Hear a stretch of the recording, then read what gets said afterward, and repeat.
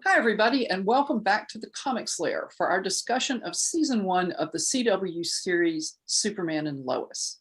The Comics Lair is sponsored by Heroes Aren't Hard to Find and the Heroes Convention. I'm your host, Nancy Northcott, and this is a spoiler alert. If you have been watching or want to watch Superman and Lois and have not finished the first season, we will have spoilers. So you might want to wait and come back and watch this panel when you've seen the season finale. So with that said, I'd like to ask the panelists to introduce themselves and tell us a little bit about their interest in comics in general and Superman in particular. Marisa, you want to start? Sure, yeah. Hi, I am Marisa Wolf. I'm a science fiction and fantasy author, longtime comic book reader, currently on hiatus because I live in an RV. So, comics in general and Superman in particular, my dad is a huge comic book fan and read Superman comics since he was probably 6. So it was a big tradition for us on Tuesdays to go to the comic book store. And then I started reading Marvel so that I could be reading comics with him, but read my own thing, which worked out really well for him because he's also a big Spider-Man fan. So we pretended Spider-Man was for me, but really it was for him. And similar, Superman was for him, but I read it all the time. So that's me. Okay, Marx. Hey, I'm Marx Pyle, host of the podcast Genretainment, also an indie filmmaker and author. I have an urban fantasy series out right now on Kindle Vella called Obsidian Monsters. It's not superheroes necessarily, but they have powers and they have code names because it's sort of like Mission Impossible meets urban fantasy. So it's practically the same thing. But no, I've been reading comic books since I don't read them as often now, but I read them when I was as soon as I could read pretty much, and read all bunch of Marvel and DC, and Superman and Spider-Man are probably my 2 favorites. Okay.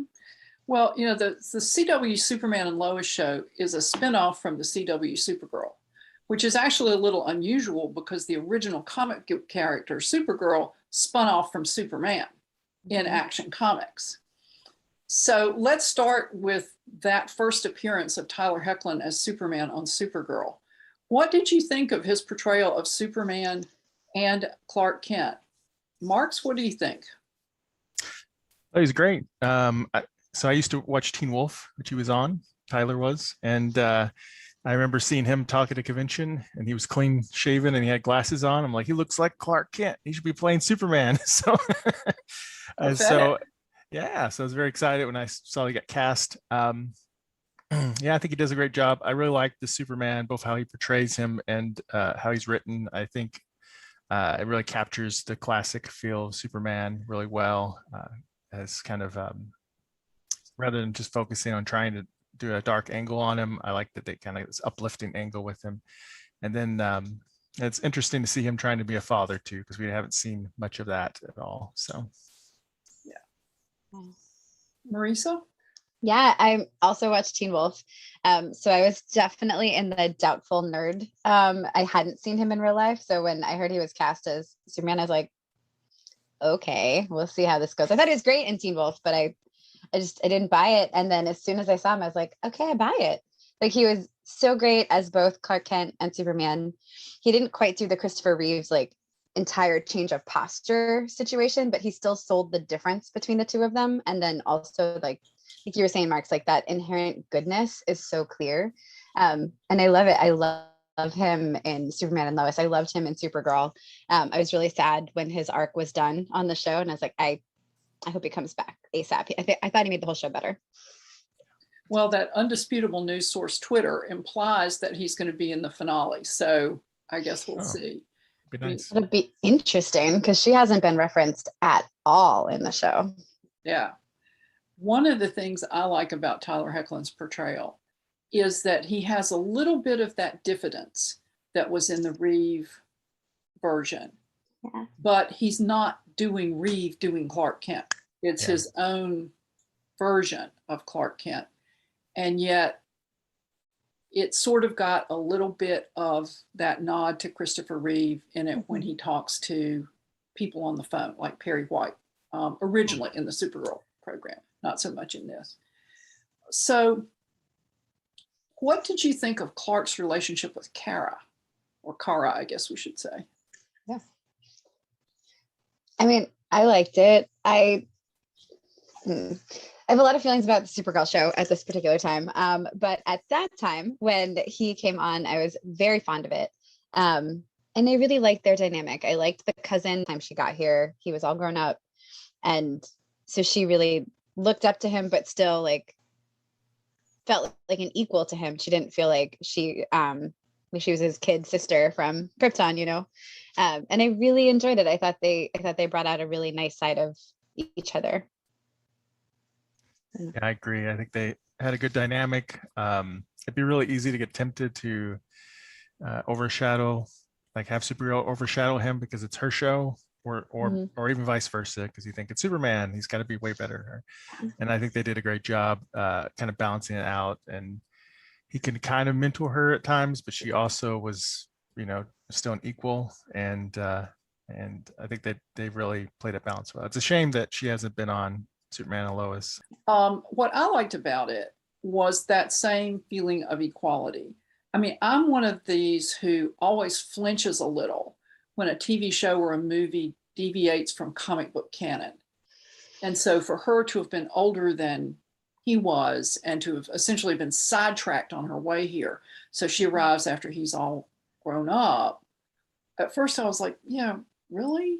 But I do like the dynamic that comes from that. And it's so much better than, well, you have to live in an orphanage and not be adopted so you can be my secret emergency weapon. I mean, I much prefer this version of being friends and working together to her taking a back seat.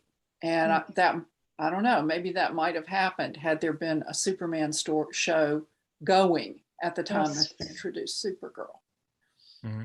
Yeah. But, yeah, I loved it. I loved that. That is such a great point, Nancy, because I recently reread that part where Supergirl shows up and he's like, yeah, cool, you're gonna be in this orphanage, your name's Betsy or whatever. Like it was horrified. I was like, Superman, what are you doing? You have to have friends somewhere you can help raise her.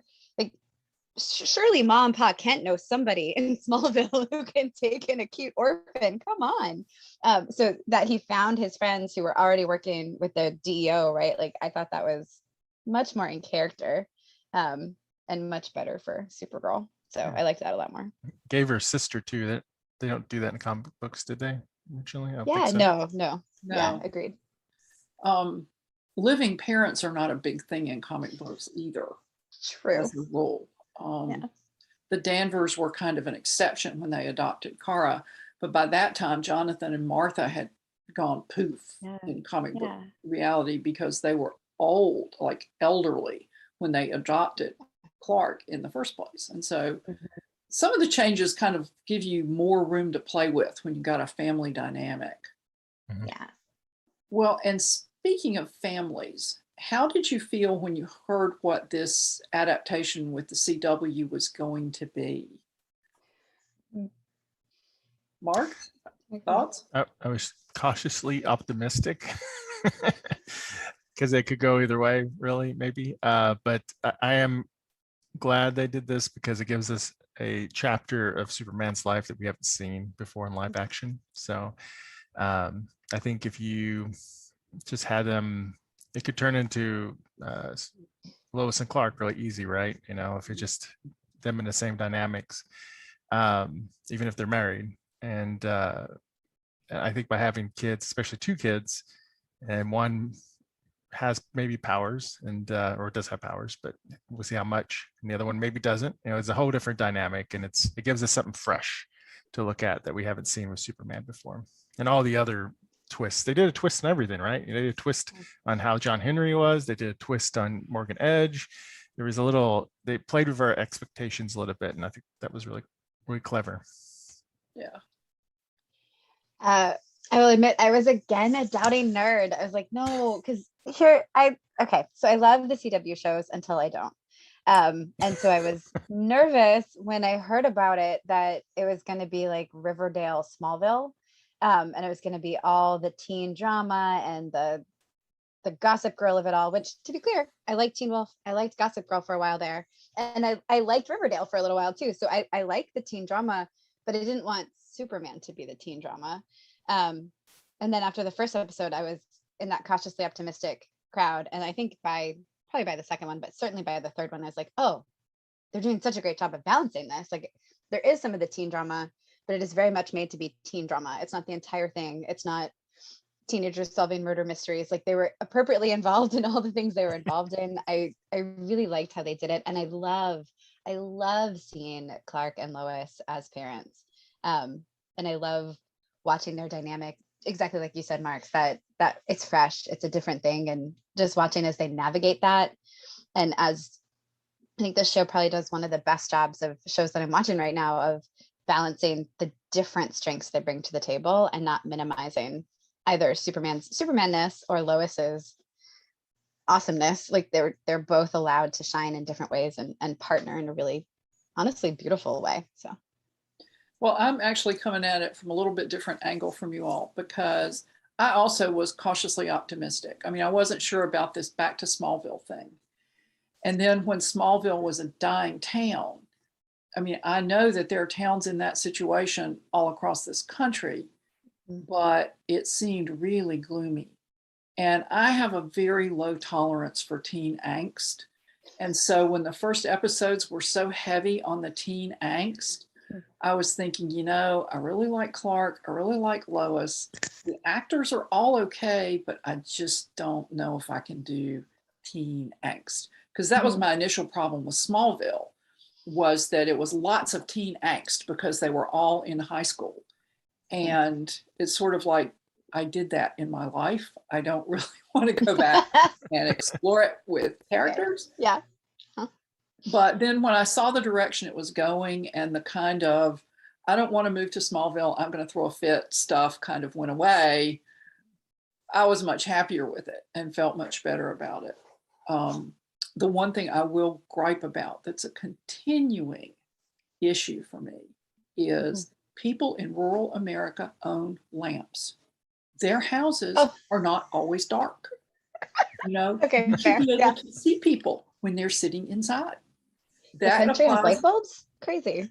Exactly. It's like electricity. Look, people, I mean, there are lights on, they just don't illuminate much of anything. Right. Kind of like, you know, really, I get that you're kind of trying to be a little angsty with this, but could we see what's going on kind of clearly? So I'm just putting that out there in case anybody who has anything to do with lighting on Superman and Lois sees it. Like it. But, you know, I sort of like the farmhouse. I did kind of think the idea that the router for the internet would be up in the loft of the barn where you had to fly to be able to reach it. When Martha Kent was living there by herself, it was kind of a stretch. But, you know, they sort of got past doing stuff like that. And then I was a lot happier. My husband actually is not a comic book fan, but he watches it with me every week when it's on, because there's enough character depth to, I think, pull it through. So what was your feeling about the back to Smallville thing? Do you have any opinion specifically about that? I mean, so we already kind of had, I know National City is not Metropolis, but it's basically Metropolis, and you're already in a newsroom. Like you already have that going with Supergirl. So I did really like the idea of going back to Smallville. I think I was especially primed to like it because this was announced a little bit after Crisis, right? So you just had Tom Welling show up, and you remember, like I remembered like warm feelings of Smallville because it was a while ago. And they announced the show and that they were going to Smallville, and I was like, oh yeah, I think I'm into that. Let's see what's going on in the farm. I did think Martha would be a little bit more involved, which I thought like that would be cool, but I thought they handled that really well too. So. Yeah, I'm similar. It's because after Crisis, getting to see the Kent farm, it was I guess we were all primed for them to go back to Smallville. And so and it does make the dynamic a lot different than Supergirl, because that is the classic Superman kind of dynamic, or pretty close to it. So I do think it was a good decision to go that route, and I think it's worked pretty well. Give them some different storylines to play with, and now Lois is co-owner of the paper and stuff, and you know, so lots of cool stuff to play with. And Brennan, Lana, and everything. So Yeah, there was a little weekly paper in the town I grew up in, and they didn't do exposés of corporate anything. But then we No. pretty much didn't have corporate anything in the town. So, where would they have gotten that? But I think that character, the character of the editor, whose name is, I'm blanking on it, I think that's an interesting character, and the actress does a really good job with what's not a huge part. I agree, especially towards the end, because at first she was just like annoyingly chipper. Not the actress, but the role was annoyingly chipper. I thought she did a great job selling it. I loved that she fangirl adorable. But then when she started standing up to Lois, and then she was standing up to the dad, Lois's dad, the general. Sam. He has a name. General. I know. Thank you. I'm like, I know he has a name. That was awesome. And that actress was phenomenal at selling I am super freaked out to do this right now, but I'm going to do it because it's the thing I need to do. That was amazing. I'm a fan for life of her, because she sold that so well. And it was such a nuanced thing. But yeah, she's a cool character. Yeah, Chrissy, I believe is her name. Yeah, Chrissy, thank you. Yeah. Good job, Max. Yeah, I think she is a good addition to it, and she could have been really a throwaway character, but they've kind of developed her more, and she kind of pushes back to Lois, with her bias towards her dad and VOD and such. So it was cool to see that kind of interplay there. Yeah, and of course Lois has secrets she has to keep that kind of clashed with her journalistic duty coming toward the end of the season, and Chrissy really stood up to that too. How many seasons until Chrissy finds out he's Superman? I know, right? I say 3. I say third 3? season, Right. mid-season break. I'm gonna write that down. It'd be amazing. I'll expect $1 million if I get that right. Well, I'm curious as to when/if Lana Lang will figure out that her best friend is Superman. / high school sweetheart. Yeah. Yeah. I mean, I think she's got to be a little suspicious, a little bit. Well, especially Maybe. once he comes back to small. Wow, the Kents have moved back. Wow, Superman is here. Let me think. Like, he's here a lot though. Yeah. Interesting. Yeah. It's probably just because he and Lois are friends. That's fine. Yeah, he's got a thing for Clark's wife. Poor Clark. Right. It's not weird. It's totally fine. It's fine. That's totally innocent and above board. I think nothing to That's see here. Yeah. It's been He interesting. hugs what her they've children done. all the time. What'd you say, No. Marisa? He hugs Lois's children all the time. It's fine. It's not weird. It's okay. Well, they did an interesting little bit in the comic, if you all have been reading it, with Lois being known to be married to Clark and being seen kissing Superman. And it was a big, fat, hairy deal. Ooh, Oh. Yeah. And then that, gossip.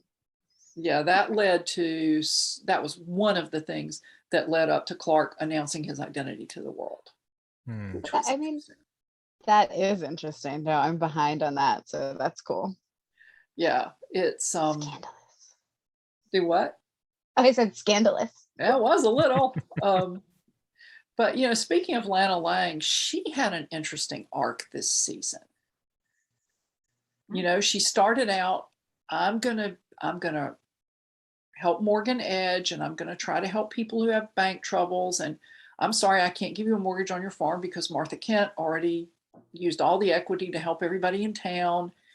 And then she kind of moved from that to starting to question.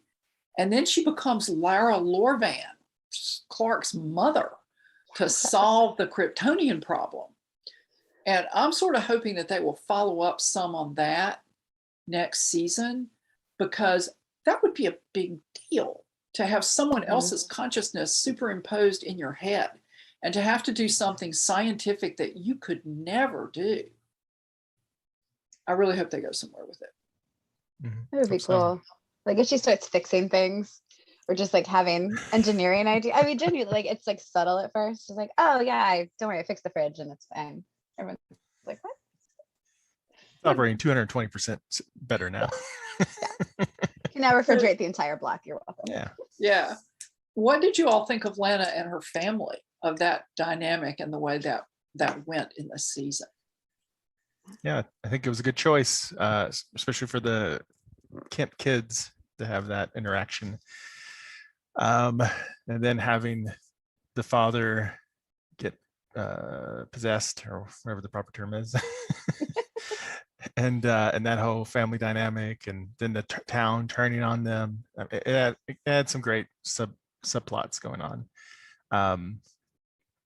Kind of enriched Lana. I don't know if we ever seen too much of Lana Lane, at least in live action, where she's like gotten married and much of anything that. Yes, so it's good direction for her to see. So but yeah, and her daughter's great. Her other daughter is barely ever in there in the show. Right. It's like they forget about her sometimes, right? I think they do. Yeah. Maybe it's budget, because if she shows up and says something, she has to be paid at a certain rate, as I understand it. I don't Yeah, know and she's little, especially with the events of 2020. They probably had to be very careful. Yes. With how they used her. Well, I think lots of TV shows adapted. Like I watched the HBO Max Titan show, and they post pictures on social media of the actors wearing face shields with the headpiece down here and the shield up here, because of course they can't muss their hair and their makeup as they're walking to the set to go to work. Yeah. So I'm sure it's been a year of adapting for a lot of people in Hollywood. But one of the things I liked about the whole business with Lana was how, especially toward the end of the season, she and Clark really said, "You're my best friend." Yeah. And I thought that was sweet. Yeah. And I really liked, I think that the show has done a really good job of is making almost everybody feel like entire people.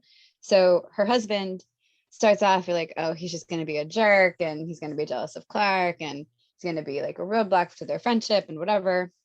But instead, he's kind of a jerk, but he gets to be a whole person, and you get to see him like working through it and really wanting to work through it and really being committed to his family in a really cool way.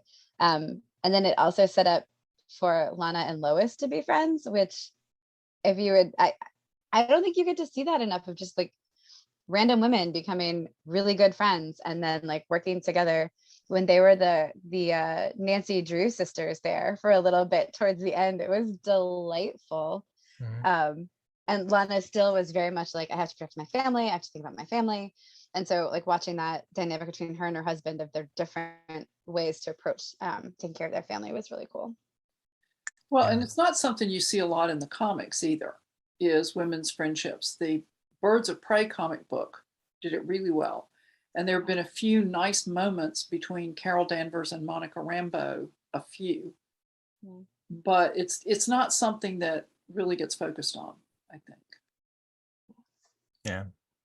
Agreed. Yeah, I like how the show avoids certain drama, low-hanging fruit that they could go with. They could be like, oh, Lana's still got a little something, for Clark, and maybe that's going to cause problems, and because her husband's such a jerk, and or in the whichever son is upset about some girl, and that's going to last for 4 episodes or something.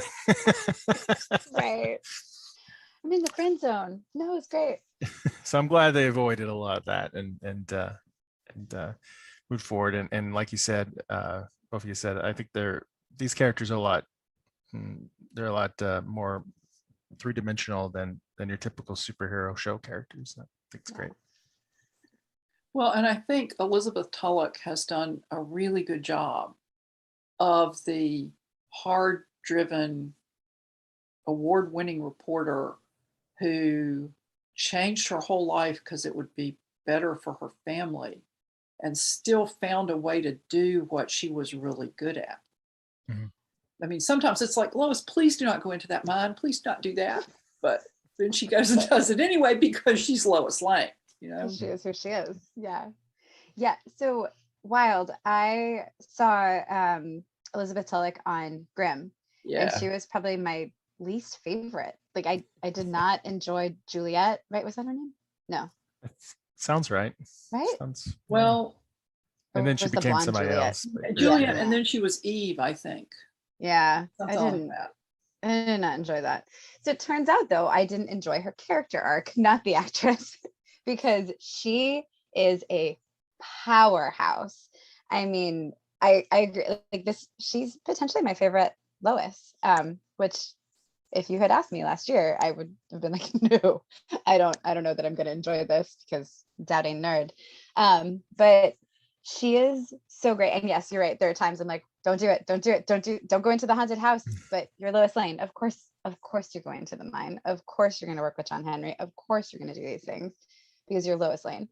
And I do love that this show lets her be an amazing at her job and an amazing mom, but not perfect at either. Like really shows that she's working at both, because then she's an actual woman. She's not a pretend cardboard cutout of a woman. Like she's awesome. That was very very articulate right there. But And she has a parallel universe husband and daughter too. It's even so cool, who's named after her mom, because that's what she would have named her daughter. Like that's cool. I'm excited to see that next season. Well, let's talk about John Henry then. I think his name is technically John Henry Irons, isn't it? Yeah. That's the full name. Yeah. Or we could just call him Steele.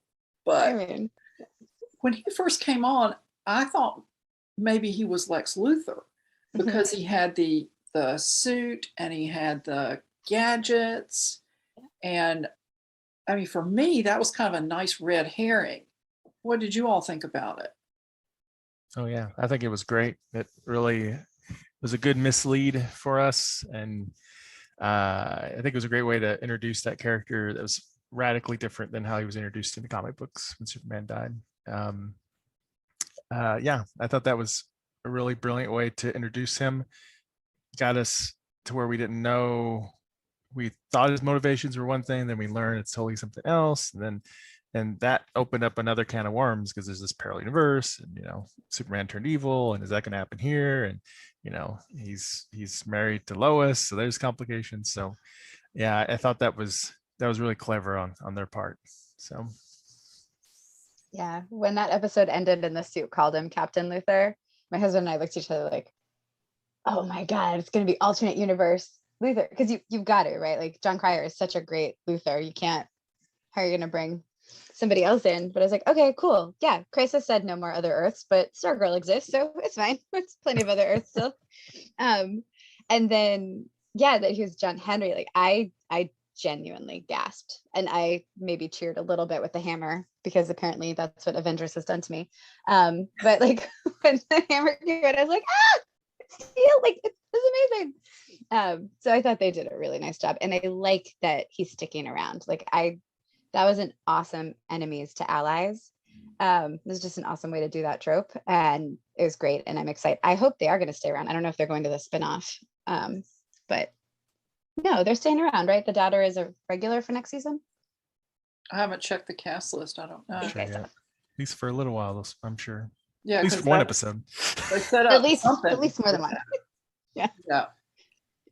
And he had an interesting arc too, because even though it was enemy to ally, he was never fully on board with Clark's never going to be a problem. Yeah. I mean, and then at the end, when Clark said to him, I'm counting on you to take me out if this doesn't work. I mean, that was really a powerful moment. And the actor was just so good with his feelings toward Lois, and yet he knows she's not his Lois, and she loves this Clark, but Clark is a menace. And I just thought I think it would be easy to be cartoonish when you have those extremes of opinion and emotion that you have to show. And I thought he did a great job with it. He really did. Has he been in anything else? I don't remember seeing him before, but I thought he was a great actor. Not that I've seen. We don't watch a lot of TV, so it's highly possible he has been, and we should see it. I'm sure kids look up his IMDb page, but he's great is the takeaway. So, another dynamic that we haven't talked about is the two boys. I mean, Jordan develops powers, and Jonathan the jock doesn't. Mm-hmm. And that I thought was an interesting twist on the way to do it. I sometimes wonder if it's confusing for the actor who plays Jonathan, whose name is Jordan, right, talking to another character whose name is Jordan. But, apparently they've got a way to deal with that. Yep. I'm a little sad they didn't cast a Jonathan but no, it's okay. Like a Jonathan to play Jordan, a Jordan to play Jonathan. It's been great. I confuse it all. Yeah. Yeah. It just mix it all up. I mean, I like where it got to with the brothers. I think at first it was so like the jock and the emotional one, and it was just like, okay, yeah, I get it. Twins are radically different. Hooray. But I really liked their relationship, and I liked how it went from Jonathan kind of taking up all the air in the room. Basically, not really, because his parents loved both of them, but like Jonathan being the one they understood because he was a jock, he was cheerful, he was like well adjusted, all the finger quotes. And then kind of switched to, all right, now we really have to support Jordan because a lot of these issues are because like he had powers and we didn't know, or for whatever else. And Jonathan kind of became my favorite because I don't expect a 15-year-old boy to be that empathetic off the jump. And you can see, like, again, these actors are so great. He plays it really well, where like there are times that Jonathan's like, why is this like, why do I have to put up with this? And he's like, because it's my brother and I love him. And like it's silent and it's in his face, and it's really cool. And the Lois Jonathan bond of like, we are the ordinary people supporting our extraordinary loved ones, but that doesn't make us less extraordinary. Like, I hope they don't give Jonathan powers exactly for that, so that I went off the topic a little, but I love watching that dynamic. I love watching Jonathan support Jordan, and then Jordan realize what his brother is doing for him and like show up for his brother. It's really cool. Yeah, I like their dynamic a lot. I like that when they fight, it seems, realistic, but they don't like hold grudges, at least not hard grudges, from episode to episode. And because it could get really like teen angst, as we talked about. That was my part I was nervous about, was that because it could go wrong real fast. But they balanced it out really well throughout the whole season. And Jonathan is kind of one of my favorites of the two also, because it is interesting for him not to have powers, but he sees his brother having powers and and as he was struggling to figure out how he could help protect his family, how he could help, and even though he didn't have powers, and he kind of looks up to his alternate universe uncle, I guess, or whatever you want to call him. Stepdad? Stepdad or something. I don't know. But, which will be interesting to see if they stick with that. And then if they do stick with that, and if he doesn't get powers, then I'm sure at some point he's going to want to, start getting his own kind of high-tech gadget thing or something.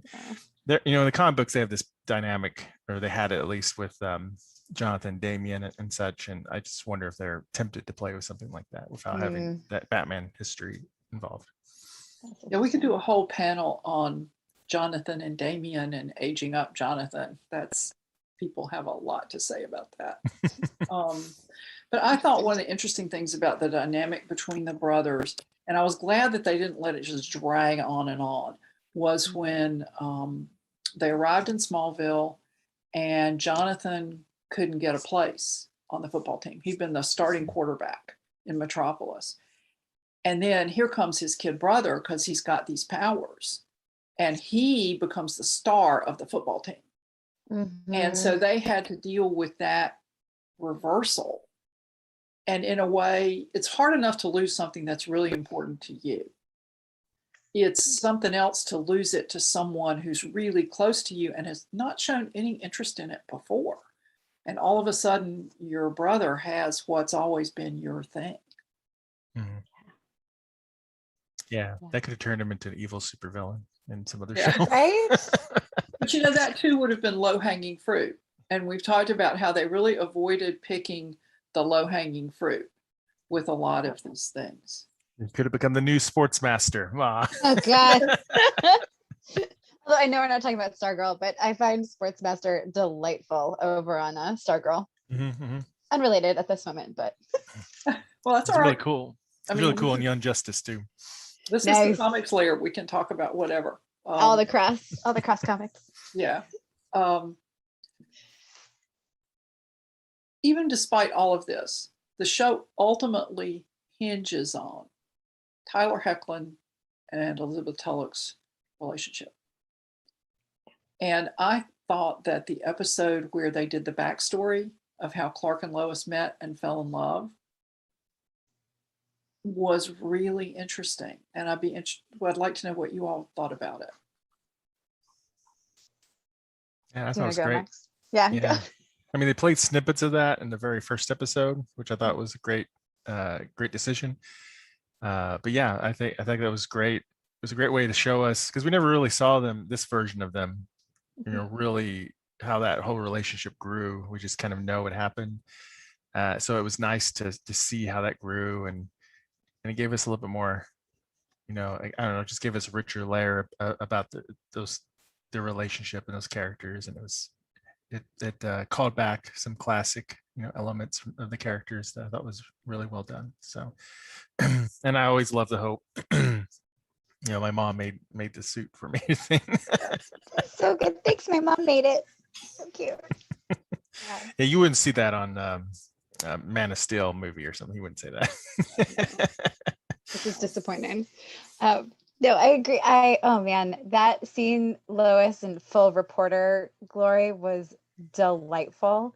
And seeing how immediately Clark is smitten because she's so competent and she's so good at what she does, and that's why he loves her. Like that was just I never met a Lois before. Oh wait, no, I did meet a Lois once. And then I knew a Lois, and then you don't want to hear. Oh, okay, no, I'm just gonna focus. Here we go. Like it was so cute. He was so Clark and she was so Lois, and it was so charming. I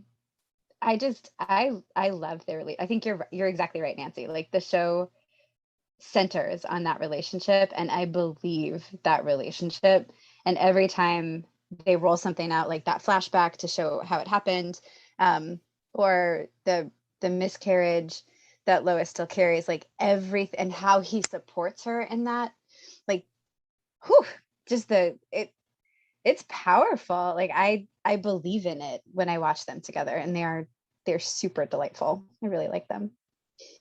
I especially liked the moment in that flashback episode where they've been working on a project, and it was dark. They were in the newsroom, and Lois said something like, you're doing a really good job. If you want, I could talk to Perry, see about getting you a beat of your own. And Clark goes, I like it here. And she kind of pushes toward, well, why do you like it here? And then they both kind of back away from that all of a sudden. And I thought it was sweet. And I love Margot Kidder as Lois Lane. Christopher Reeve will always be the Superman in my head. Yep. But I like this Clark and Lois dynamic better. It's, I think, healthier and more realistic. Yeah. They both get to be whole people. But I thought what was interesting is that flashback with this Lois, she did seem a lot more like Margot Kidder, right? Like she seemed a lot more like that Lois, like hard charging, fast talking, care about business, do not waste my time talking about anything else. Yeah, you're kind of cute, but no, right? Like it's going to take something extraordinary to get her to broaden her track, not off track, but to broaden her track. And so I liked that. And then being able to see then where she came. And you're right, like their relationship is, because they get to have different strengths and be equal. So it's not, they're the same, because obviously Lois is not the same as Superman. Obviously Superman is not the same as Lois. But they get to just be powerful in their own right, in a way that you can see why each of them is in love with the other one. And I think that's pretty cool. Yeah, it was sweet when the producer, when Lois was interviewing Superman on TV, and the producer, they took a break and said, he kind of likes you. And Lois is like, I'm interested in somebody else. And when she says it's Clark, the producer's like, really? It's like, and of course, Clark hears it because he's sitting right there, and hey, super hearing. There's just been a lot of really nice little character bits like that through this show. I mean, frankly, I don't believe these two boys are 14 or 15 years old. I mean, I just don't believe that. But I'm willing to suspend my disbelief because I enjoy the show. Yeah. So let's switch gears a minute and talk about Morgan Edge, the big bad of season one. or should we call him Tall Row or whatever his Kryptonian name is. Yeah. So Yeah. what did you all think of that development with Morgan Edge? Yeah, I thought it was again a good way to trick us because we saw Morgan Edge. I mean, a different face, but we saw him on Supergirl, right? So, and we've seen if you know Morgan Edge, you kind of know what to expect from him. He can become kind of predictable, but we did not expect him to be a Kryptonian or eventually become the Eradicator, right?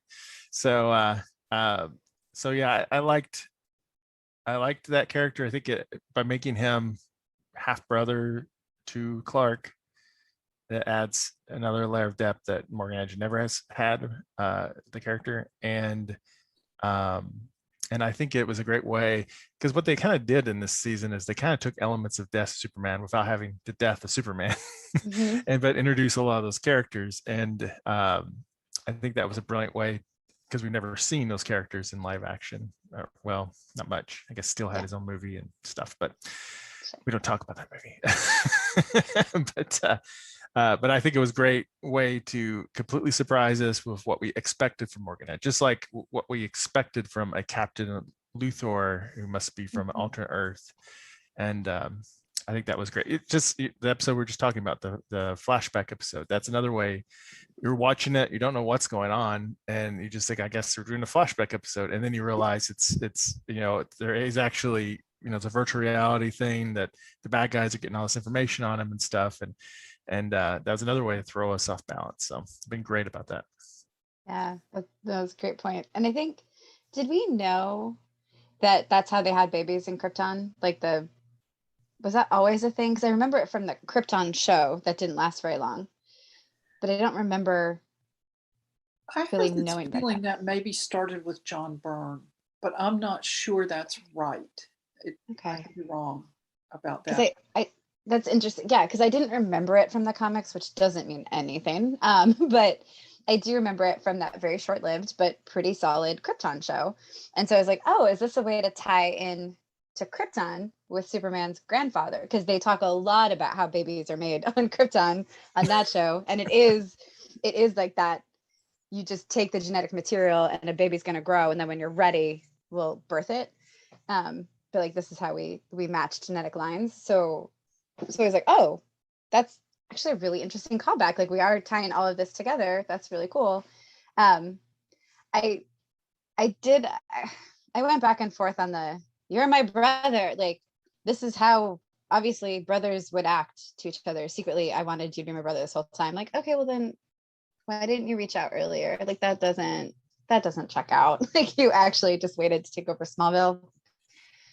No. So I didn't love that, but I thought, again, the actors sold it really well. And I do think it added an extra layer to the story and some extra drama, where you could see a world where Superman didn't have Lois and didn't have a human connection, and his mother was dead. And that was it. Like, he wasn't really anchored. And then here comes this brother of family. Like, you could see a world in which he could be talked into maybe not eradicating all human life, but like bringing back his Kryptonian family. It's not eradicating. He's bringing Kryptonians back to life. Order. That's right. Yeah. That's right. Humans will be fine. He's saving lives, sort of, kind of. Sort of, kind of. Right. Yeah, I didn't really buy that Morgan Edge wanted Clark to join him because he wanted a brother. Right. But I could buy that he would use that argument to try to get Clark to become more vulnerable so that he could convert Clark to his cause. Yeah. And I will say that during all those sequences with the father in the cave, I was really waiting for a kneel before Zod moment. And I was really glad that we never actually quite got one. We kind of skated it close to it a couple of times, but we never actually did the full blown thing. And I was glad about that. Yeah. So we're coming up close on time. So what was your favorite thing about this season? You can pick more than one, but please don't pick like 10. Okay, answer. Favorite thing. Oh man. I mean, I like John Henry Irons and his hammer. I guess the first time they fought and we got to see the hammer in action, that was really great. Um, and I love the flashbacks with his old classic suit. A lot of the throwbacks or Easter eggs that were in there. It shows that the writers really care about the character and know his mythology. And just a lot of just Lois being Lois was great too. So Man, yes, all of those were amazing. Definitely the hammer episode. So one part that legitimately made me like more than tear up, like actual, at least one tear actually like very dramatically turned down my face. It was just a very dramatic one tear. When Jordan was losing it on the football field and Clark was holding him and said like, I'm here, you can let go. I choked up because I believed that father-son relationship, and like, man, he's such a good Clark. Like I was like, he's such a good dad, and he's there and he's with his son and everybody's upset and he's like there, like, oof, I loved that. And then like the big dramatic hug when they get back together again, like I really loved that too. And then I guess one other thing is when they're explaining to their children that dad is Superman and the kids are like, this is banana, like, and they're arguing and it's all this, and then Clark just flies up with the pickup truck. Yeah. Which is absolutely a scene from the comics, right? Like he's just like, here I am, I can hold the truck, let's stop arguing, I'm flying, okay, great, here we are. I love how before that they were playing a video game and they're like, you're fighting Superman. Right. Yeah, Superman's the worst character. Okay, cool. Well, that kind of echoes, we could do a whole panel on this too, the idea that you can't write Superman because he's a nice guy. It's like Superman is boring because he's a nice guy. How many times have you seen that on Twitter? And that to me was a little bit of a callback to that. I really liked the way Clark and Lois interacted every time there was a crisis with the boys, because they really listened to each other. And then there was one episode toward the end where they sent the boys upstairs and Jonathan hung around to mouth off about something. And Lois goes, Jonathan, upstairs now. And he took off. I really like that parenting dynamic and the way they interact with their kids. I thought probably the best arc in the show was John Henry Irons. Yeah. And I liked the fact that Lois and Lana were becoming friends, because when I was growing up, Lois had her own comic book. And frequently she and Lana were trying to discover who Superman was, with the idea that whoever first figured out who Superman was, he would have to marry. Oh, and I looked back at those old comics a couple of years ago and I thought, I really used to read this. So yep. They don't live with me anymore because I just looked at those and went, yeah, no. We can do better. So it kind of shows how far women's relationships have changed. We may not have a lot of strong female friendships in the comics, but at least we don't have that anymore. So I think that's a good thing. So before we wrap up, this is the third television adaptation of Superman's life. Lois and Clark, The New Adventures of Superman, Smallville, and now Superman and Lois. So which one do you like best, or what do you like best about each one, whichever way you want to present it? You know, go first, Mike. That's tough. Well, it's hard to well, Superman and Lois only had one season so far, so it's really tough to say that. If they keep in this track, I think they could be number one. But there are a lot of things I love about Smallville, and that portrayal of Clark and Lex, and some of the other secondary characters there, and also Lois and Clark I loved quite a bit too back in the day. Their interactions with those characters and some of the that got a little goofy after a while, but some of the goofy interactions with supervillains. So it's tough to say. Like if you asked me when I was a little younger, probably even if you asked me whenever Smallville was out, I would have said Lois and Clark. have been my favorite. But then I think once Smallville was complete, I appreciated it a lot more. But now Superman Lois has the potential to upstage them all, maybe. So yeah, I mean, I was at such different parts of my life for each one, right? So Lois and Clark, I was younger, right? It was the 90s. Yeah, it's 90s, Yeah. early Like 90s, I think. middle school, early high school for me. And I loved Terry Hatcher as Lois. Like I loved the snappy banter. Like I loved it. I thought it was really fun. And it was cool to have Superman on TV. Like it's kind of like Doctor Who, like your first Superman is always your Superman. So Christopher Reeves is my Superman, like, you know, your first Doctor. So he's my Superman for sure. But I enjoyed Lois and Clark, and I liked Smallville, but I think Smallville was while I was in college. So like I watched the first couple of years with my dad, and then I went to college, and we didn't have DVRs back then, or I don't even think I had a VCR in college. Stone So Age. yeah, so like I just couldn't watch it. And then, you know, it went on another 8 years or something, like a bunch of years after that. And so I never really got caught up. Like I watched the first couple of years, I really liked it. I really liked the Lex Clark dynamic. I thought that was a really interesting thing to do. But this one, like, I love Tyler Hoechlin. Sorry, actors. I love him as Superman. I love Elizabeth Tulloch as Lois. I really like the family dynamic. So, and now like I'm in my 40s, so I'm like, yeah, good family life in a small town, in a farmhouse. Love it. Let's watch this. So here we are. They're all good, but yeah, I'm really looking forward to the second season. I hope it stays this strong, because I think, yeah, it'll be my favorite. Yeah, we're supposed to get another Teen Wolf actor on that show. I saw that, and Which he one? is so creepy on Teen Wolf, so that'll be Okay. great. You haven't seen that? Who it Uh-uh. is? I can't remember his name. Do you remember what character he played on Teen Wolf? He was the first bad alpha. He's yeah, the one he's the who first bit. bad alpha. Yeah, he's And the one who bit. he became Teen kind of Wolf. a frenemy Yeah. for a while there. Yeah. So I can't remember his name, but the actor's great, and he had a lot of layers to him, I guess. He was always very smart, never know what he was going to backstab you. So I think it's great to see that character popping in on the show and the role that he's going to be in. I don't know if we're allowed to say or not. I don't want to ruin it for people, but Well, we've already done a spoiler alert, so okay. That's true. So he's going to be taking over for the DOD, and there's going to be some conflict. So him and those two actors that from Teen Wolf butting heads will be a lot of fun. So Yeah, well, I they have have to good say, chemistry. what? I'm sorry. They have good chemistry, yeah. or they did in Teen Wolf. Well, I have to say, I think Smallville has the best superhero theme song ever. I mean, Somebody Save Me by Remy Zero.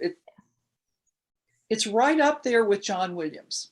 Now, movies themes are different because they have to be grander and bigger. And I don't think anybody's ever written a better movie theme than John Williams. But Agreed. for TV shows, I do still like the song from The Greatest American Hero. I still sing it to this day. Yeah. But Somebody Save Me is just freaking perfect. I really liked the interaction between Clark and his parents on Lois and Clark.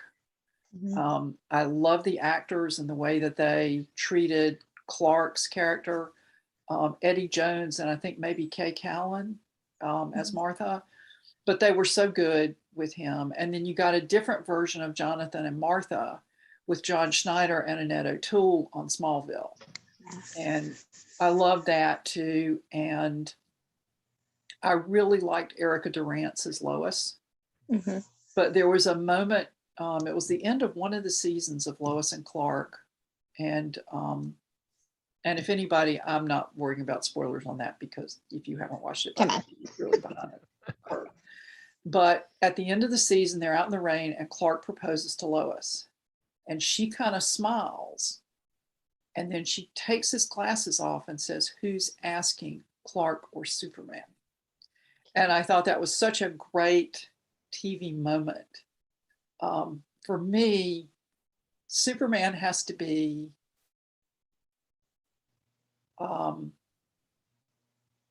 kind and brave, of course, and honorable. But it's okay if he's got a little bit of an edge. Although I did kind of like that sweet little sweet is, not usually associated with guys, but that little bit of humor that Reeve brought to the role that was just, it wasn't in any way mean and it wasn't sarcastic. There was just a gentle edge to the humor in the role there. Not that he's part of the question, because now I'm deviating and going all over the map, but Let's do it. yeah. But I really like Superman and Lois, and I'll be interested to see where it goes. I really am hoping that it doesn't get stale, as sometimes happens, when shows get into their advanced seasons.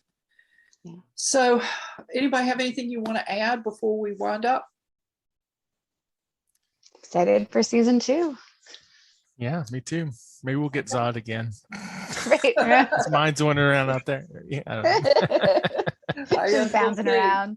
Bouncing around. Or evil Superman from Earth, whatever number it is. So I mean, that could be interesting.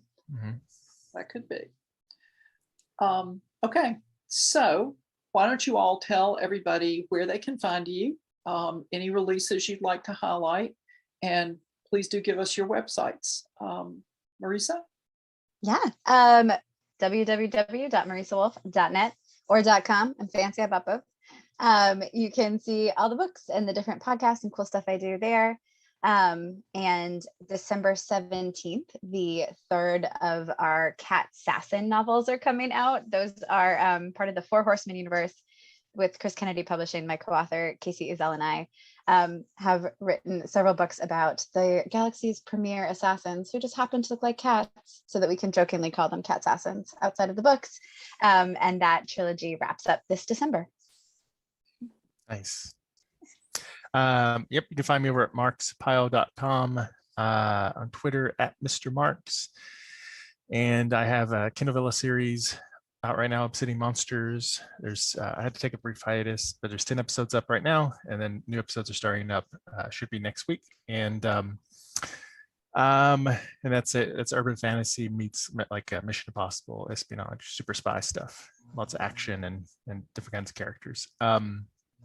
And then also I'm publishing an anthology with 17 other super talented authors. Same. Some of them could be actors, I don't know.